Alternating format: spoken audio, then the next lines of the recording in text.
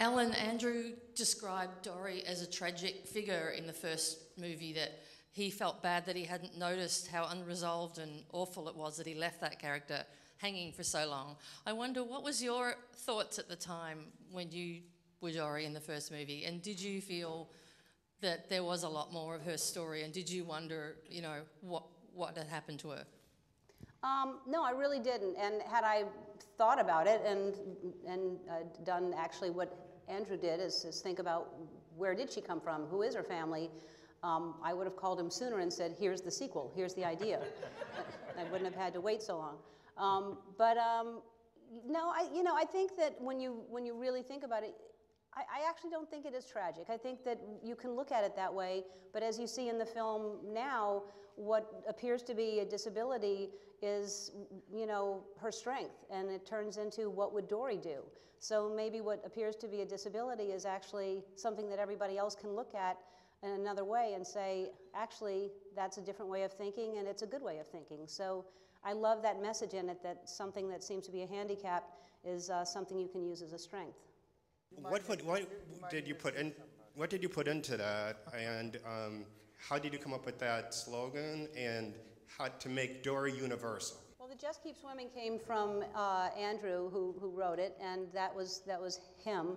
As far as I think it's so much more than a cartoon movie, and I think we're all so proud of this. I mean, it's much more complex and layered than any of us thought it would be. It's much more complex and layered than Nemo, and Nemo was a great movie, but there's so many layers to this, and it is a very personal story for Dory, and it's a very it is emotional. So it was very easy for me to cry. It was, you know, it was like I couldn't read the lines and pretend to sniffle and pretend to get emotional. It was emotional. It was really sad, everything that Dory was going through and feeling. And so these are all human feelings. They're all the same feelings we all have. And it does show the power of these animators, how they make it so beautiful and so realistic, and the characters they create are so complex that you do get emotionally and you do cry at a fish, and we all cried. Like it really is a beautiful story.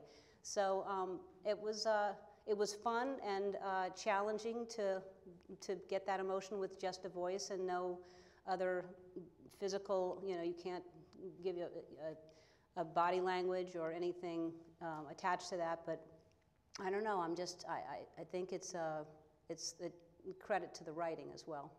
Caitlin and Ty, do you guys know a lot more about whales now? Do you do a lot of research when you're playing these characters? Like, are you dropping whale fun facts at parties now? Oh, all the time. I can't. We call each other. But you always used to do that. Yeah, I've always been a whale talker. No, I mean, I did a fair amount of research. You know, I love that a whale shark is the largest fish and that they have no teeth, and so you can swim with them, and that's pretty cool. But that was about the extent of what I did. It just gave me a license to be like, oh, she's a nice whale. You know what I mean?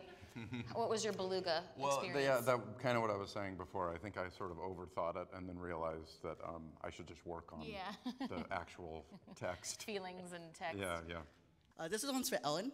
You've helped shape Dory's personality from the very beginning in Finding Nemo. Did you have a particular connection with Dory's desire for belonging and finding a family? Actually, this goes out to all the cast if you felt you had a connection. Well, I think everybody is searching for their home, whatever that is. I think home is different for everybody, but you know, I understand what a sense of belonging is. I understand when you want to say, why am I who I am? Where did I come from? And you know, how did I end up where I am? So, yeah, I can relate to that. I think everybody can.